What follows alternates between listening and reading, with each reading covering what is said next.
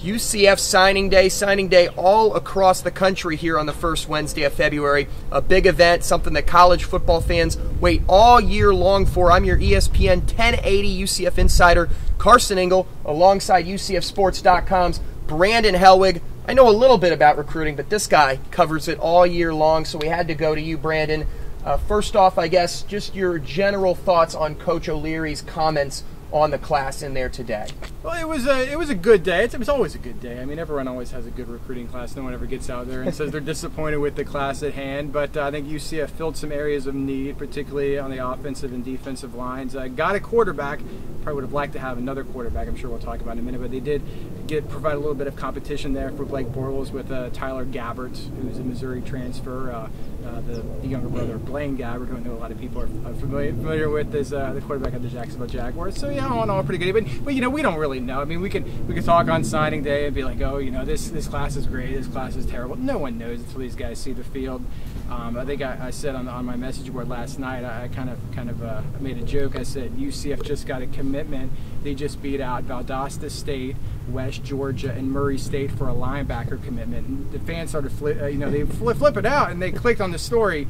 It was my interview with Bruce Miller from 2006. So I mean, you don't really know how these guys are going to pan out until they actually get on the field. One area that at least initially on paper looks strong: wide receiver. They got a lot of size, something that UCF fans have looked for. I know the coaching staff has looked for it as well. A local kid, Derico Johnson, a kid, Dareen Owie, I believe is how you say it, out of Miami, something like that.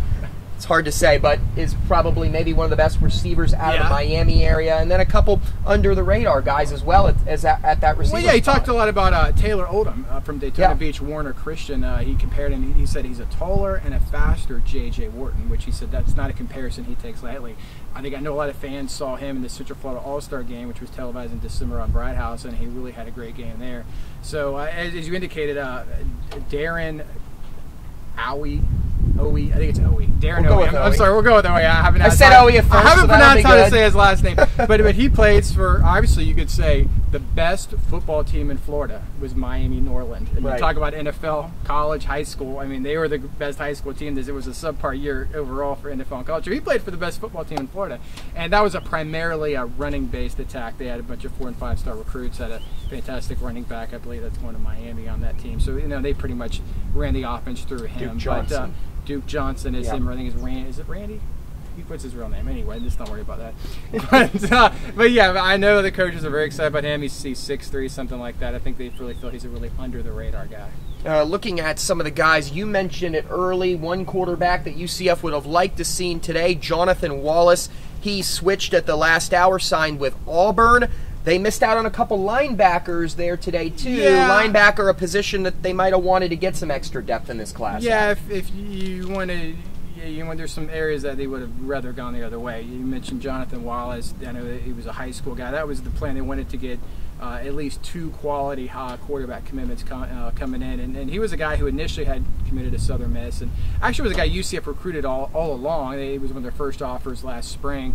Committed to Southern Miss last summer. Of course, Southern Miss has had some coaching turnover, had a coaching change. So he actually committed to UCF in early January, but when Auburn comes on, and he's from Phoenix City, Alabama, which is right on Auburn's doorstep. I mean, that's tough. I mean, it's going to be tough for any school to combat that.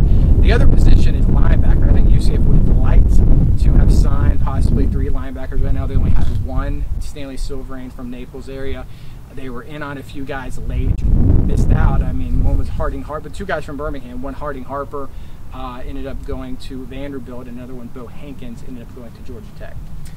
Talking about more on this class, you wonder guys that might make an impact later on. A guy that maybe we talk about is possibly the headliner of the class, Chester Brown, a guy that was going to go to Georgia. Some rules in the state of Georgia permitted him to going there, but he's a big guy and could play either on the offensive line or on the defensive line, as Coach O'Leary kind of alluded to. Yeah, I really like Chester. He, well, I'll just tell you a little bit about his background. He had been committed to Georgia for a long time, as you said. There's some rule or law or whatever it is. He can't go to Georgia.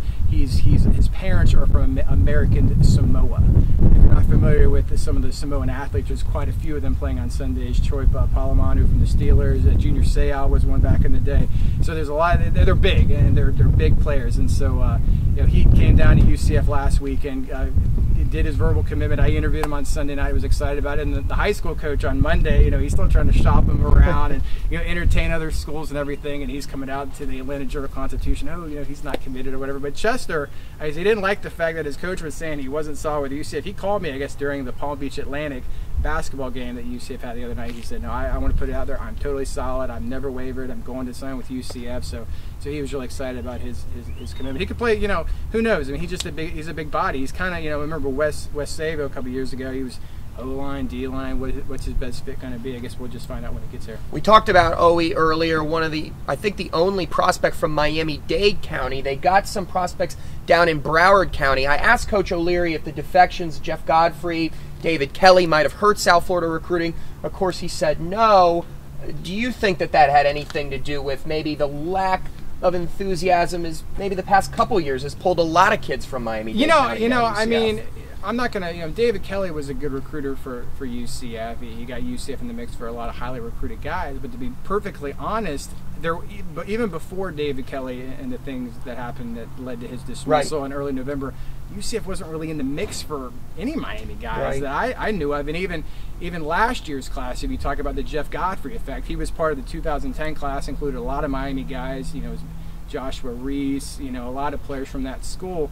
Last year's class really wasn't big on Miami either. So I really had been drying up, the past couple of years. I don't know if David Kelly would have made a difference this year or not, but obviously going forward, it's about relationships, and with coaching turnovers and all that stuff, it's kind of hard. You need to recruit guys from the spring on, and really from now. A lot of juniors have already been offered in the past couple of months. That's just a relationship process that takes months, and that'll just have to happen with whatever new coach is going to recruit that area. All right, one more for you, Brandon. If you had to pick one guy out of the class and putting you on the spot that could maybe make the earliest impact, that could play early on in 2012, who might that guy be? Well, I guess this be kind of cheating a little bit. Maybe I'll throw a high school guy there, but they did announce Philip Smith. He's an offensive line. He's basically doing the Brett Hodges thing where he has a year left of eligibility. He's going to transfer. I'd be surprised if he's not starting at right tackle next year. I think he'll slide in where Nick Bichelle graduated. I think he'll be starting there. But if you're I don't think you wanted me to answer Phil Smith to say the guy who could have the earliest impact. I'm going to go ahead and say it's going to be one of those corners. I'm not sure which one, but whether it's in a nickel formation or a backup, there's a lot of jobs open. Obviously, we know Josh Robinson's going to the NFL, so it could be a Jacoby Glenn from Mobile, Alabama. Could be Nico Wiggum from down in Fort Lauderdale. I think one of those guys you might see. And if you include those gray shirts, Jeremy Davis and Jared Henry, I think those guys have a real good chance to see the field this year. UCFsports.com. Recruiting will go on now for next year. Tell people about what you have on there and where they can get at you. Oh, yeah. I've been the publisher of UCFsports.com for over 10 years now. And I mean, recruiting is going on. I'm going to start interviewing juniors here before too long. UCF will have junior days and all that stuff. There's always something going on. Basketball season, baseball season is about to get going. Spring football.